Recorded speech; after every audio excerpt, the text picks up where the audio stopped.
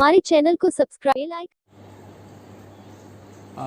Lockdown के बाद जो ICMR की जो गाइडलाइंस थी उसके मुताबिक अब तक 433 लोग जो दूसरे देशों से विज़िट करके रोहतक ज़िले की सीमा में आए हैं, उनमें से अब तक हमारे 157 लोग क्वारंटाइन थे।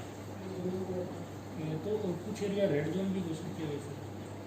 रेड जोन जो गवर्नमेंट ऑफ इंडिया की तरफ से हमारा definition red zone, orange, green zone की जो आई है, तो हमारा रियल में तो यहाँ कोई भी व्यक्ति कोविड पॉजिटिव नहीं हुआ। जो एक हमारी श्रीमती शीला देवी थी, वो उसका ट्रीटमेंट चल रहा था और वो किडनी डिजीज से पीड़ित थी और लेटर स्टेज पे 4 बार अस्पताल बदलने के बाद चौथे अस्पताल में उसका ये पॉजिटिव आया और एक दिन बाद उसकी डेथ हो गई और उसके क्रिमिशन वगैरह सभी दिल्ली में हुए। तो एक हमारा खाते में रोहतक ज़िले के ये पेशेंट जुड़ा हुआ है।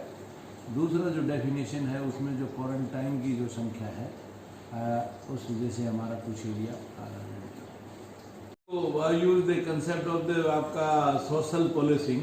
लोगों को अपने आप भी ये ध्यान में होना चाहिए कि वो अपने खुद के लिए कोरोना से बचाव के लिए खुद के लिए वो अगर इतना सोचने में अगर संकुचित हैं तो फिर हम पुलिस भी लगाते हैं, उनको ये भी सोचना चाहिए कि खुद ही मेंटेन करें। लोग अगर नहीं मान रहे हैं तो वो मैंने जैसे बताया कि एडमिनिस्ट्रेशन ने बिल्कुल हमारे कभी एक आध बार ये आती है तो हमारे जो ड्यूटी मजिस्ट्रेट हैं और पुलिस है वो मौके पर जाती है, उन्हें समझाती है और मेंटेन करवाती है। कल से ज़िले की चारों मंडियों में सरसों की आवक शुरू हुई, खरीद शुरू हुई और एफड में परचेज किया और कल हमारा 400 मीट्रिक टन से ऊपर सरसों की खरीद की गई। सभी मंडियों में 50-50 किसान आने थे। कल 25-25 की शिफ्ट में 25 मॉर्निंग 25 इवनिंग 4 मंडियों में हमारे, तो उनमें से हमारे 191 200 की जगह 191 लोग आए और उन सब लोगों की परचेज़ की गई। आज परचेज़ का कार्य बहुत अच्छी तरह से चल रहा है और हमारे बिल्कुल आपकी इस बात से सहमत करता हूँ, सहमति व्यक्त करता हूँ कि ये बहुत ज़रूरी है और हमारे पर बात ये है कि जब समझाने से काम चलता है तो सख्ती ना बरती जाए, ये हमारा पहला मोड है। बिल्कुल आपकी इस बात से सहमत करता हूँ, सहमति व्यक्त करता हूँ कि ये बहुत ज़रूरी है और हमारे पर बात ये है कि जब समझाने से काम चलता है तो सख्ती ना बरती जाए, ये हमारा पहला मोड है। बिल्कुल आपकी इस बात से सहमत करता हूँ, सहमति व्यक्त करता हूँ कि ये बहुत ज़रूरी है और हमारे पर बात ये है कि जब समझाने से काम चलता है तो सख्ती ना बरती जाए, ये हमारा पहला मोड है।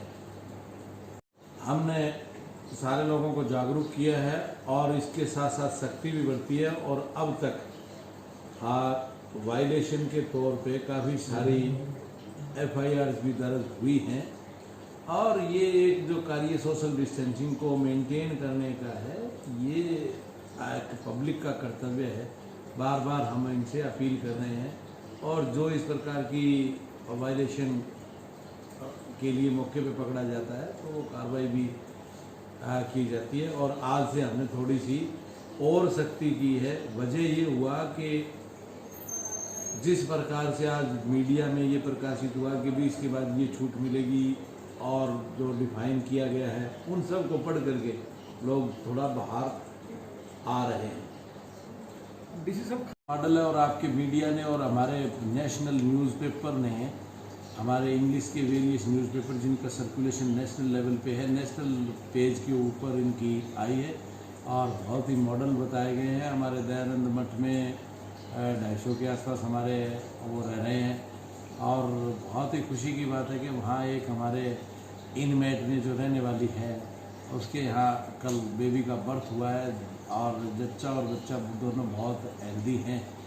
दे are enjoying like anything during this lockdown. और हमने उनके खाने पीने की ठीक व्यवस्था की है और खाने की क्वालिटी को लेकर के कभी भी कोई शिकायत रोहतक ज़िले में नहीं हुई और ना ही इन बेचारे हमारे मजदूर भाइयों ने कोई ऐसी डिमांड की कि भी स्पेसिफिक खाना होना चाहिए। जहाँ तक बात है घर जाने की, ये मांग हमारे सामने भी आई थी, बट हमने वहाँ काउंसलर लगाए हुए हैं और मैंने और एसपी साहब ने खुद भी विजिट करके उनसे ये निवेदन किया कि ड्यूरिंग लॉकडाउन ये बहुत मुश्किल है, हम इसको अलाउ नहीं करेंगे क्योंकि वहाँ दूसरे स्टेट में जाएंगे। आप लोगों को पता है, मीडिया वालों को भी पता है कि वहाँ जाते ही वो कंटेन आपका दोबारा करेंगे, क्वारंटाइन दोबारा करेंगे, उनको रोकेंगे। तो ऐसी स्थिति में ये एडवाइजेबल नहीं है कि वो छोड़ा जाए। बाकी सरकार का जैसा निर्णय होगा उन उचित प्रबंध के साथ, सोशल डिस्टेंसिंग के साथ निर्णय होता है तो उसको हम इम्प्लीमेंट करेंगे।